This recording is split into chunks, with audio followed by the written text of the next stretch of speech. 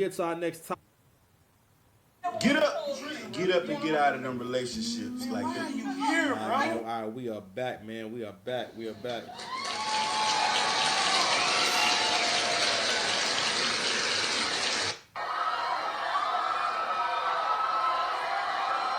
So listen, this is now the Drake portion. You have now entered the Drake portion. Umar Johnson is coming to the OVO concert. Umar Johnson is coming to the OVO concert. Umar Johnson is coming to the OVO concert. Who? Anyway, so go ahead and play this clip from the Breakfast Club. No, it is the seats are super full from top to bottom. So shout out to Kendrick Lamar. And today is the last day of what? What? Go ahead. What you got I to ain't say? see that now. The show is sold out. I have multiple videos. I've been to MetLife when Ed Sheeran was there. Ed Sheeran had every seat. They did have seats blocked off last night. And I ain't gonna let you sit up here and tell I didn't see. I took multiple videos. There was. Show me here. Huh? I have like 10 videos. You didn't see behind the stage? Just my line. Behind the stage, that don't count. But Ed Sheeran sells behind the stage. That's what he says. But it's still sold out. It's I feel like out. behind the stage don't count because there's no view.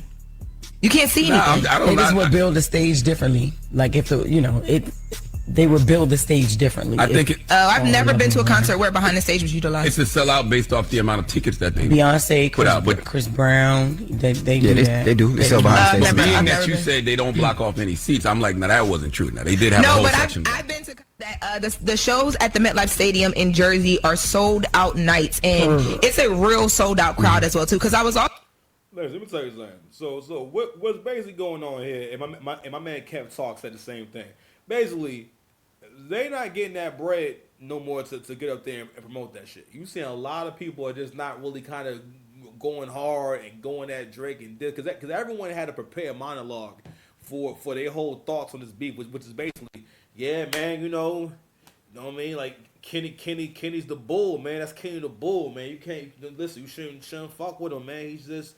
He's minding his business. He was in Tibet, drinking tea with monks, you know what I'm saying? And reading hentai and all that. And Drake, you had to go mess with him. You just had to come down there and mess with him, and that's what you get. You just heard that kind of bullshit the whole time, right? But now these people ain't getting paid. What really happened was that was a slip. What it was that Charlemagne forgot to not tell the truth. I'm sorry, or Charlemagne forgot to lie. Okay, I think it's one of those moments where he probably didn't realize. Oh, you know what? I'm actually telling, or I'm actually spilling the beans, basically.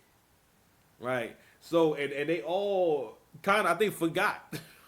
Okay, because they all pointed out. Because first Lawrence said, "Oh no, the seats that are behind the stage don't count," and they all point out, no, Chris Brown does it, Beyonce does it.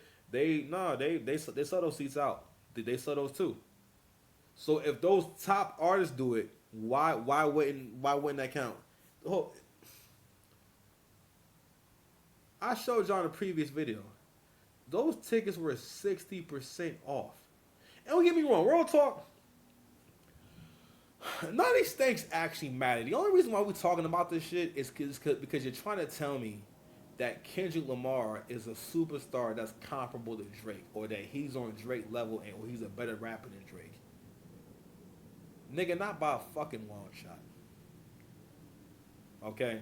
And one more thing, you know what I'm saying, that keeps going on. And you know what? We gonna go ahead and get into it, man. I was trying to avoid this shit, but let's go ahead and get into it. Where this shit at? This whole thing with pardon me, guys. With Luther. So the controversy going on with Luther and No Kid is that Luther is a comparable record. It's his #1 record. And actually, I want to read a few things about that real quick. Because someone had let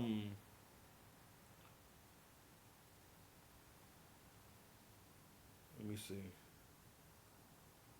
Where is this? Because somebody made a really good comment, and I wanted to but you know what? We can read this real quick right here because it's another really good point. So it says no, I'm sorry, my bad, y'all. Kenny's on a stadium tour with a co-headliner who has a huge name in her own right. But Drake is still the focal point and still needs to perform their songs with him. It's Drake's tour. So this is an interview from Yahoo Entertainment. So again, the narrative is just continuing to shift. You feel me? So it says on Kendrick Lamar, it says his tour, hating Drake is still a rallying cry. It says, but there's another superstar whose name doesn't appear on the poster, whose presence is felt throughout the show. Hold on, y'all. Let me see. Did I miss something? Oh, I didn't miss it. Whose presence is felt throughout the show. And if you've been paying any attention to pop culture over the past year, you already know who I'm referring to. Drake hangs like a wraith over the Grand National Tour. His business on Earth very much unfinished. Lamar makes sure of that. Instead of letting their rap beef grow stale, he performs 2 of his explosive diss tracks to Drake in full, Euphoria and Not Like Us, in addition to his hit collaboration with Future and Metro Boomin, Like That, which was responsible for igniting the feud in the first place. For her part, SZA sings Rich Baby Daddy, a collab with Drake from 2023, but erases Drake's contributions from her performance, The Shade. So, before I even got to that point about this fake competition that they're trying to propose between basically the Luther record and the Drake record, Nokia. All right, where is that John at, man? Cause it was a really good point, man. Is it over here?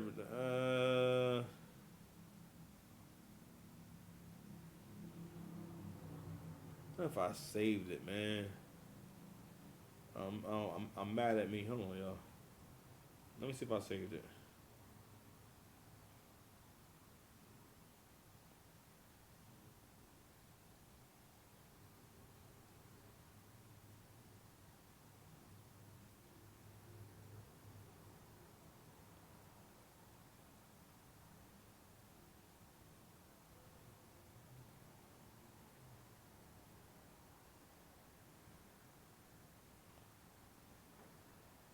Oh well, I can't find that, John. I can't find it. Anyway, so what can I say? What I was trying to find was basically this comment that someone had wrote about. It was a DJ, and the guy said, "I'm a DJ, and I basically never hit this record anywhere. I don't really understand what this record is doing." And because basically what you see all over social media is that Kendrick Lamar is breaking a new record every single day. When that, in all actuality, his numbers are actually going down. This whole thing, the only reason why y'all talking about this man right now is because of Drake.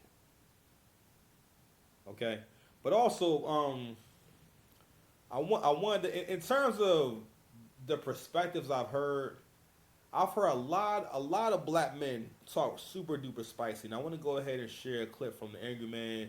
He made a really good. Well, this is the interaction that he had with this young man, and it really exemplifies how black men live in a loser mindset and don't realize it, and how black men will think like women and don't realize it. And and the line of logic this guy's using, the way he's arguing, it's the same kind of argument that you heard from men when it came to this whole Drake Kendrick Lamar thing.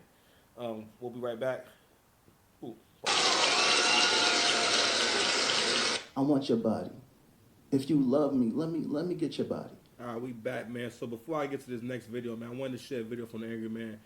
Peace to the God, Angry Man. So Angry Man is actually sharing the interaction he had with a young man, and I want you to hear where the conversation goes. This conversation is about Dr. Umar Johnson and whether or not he should reconcile with his daughter.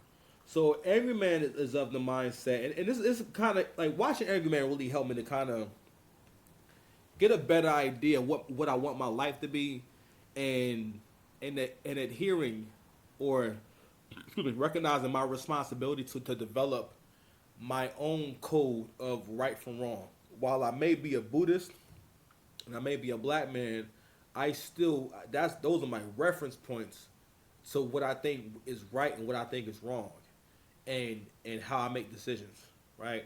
So watching him, I started realizing, damn, you know what? At times I find myself being influenced or being lazy, and hearing somebody make a strong point about how they think or how they do things, and then question, well, should I be doing that or should I? And it's like, no, well.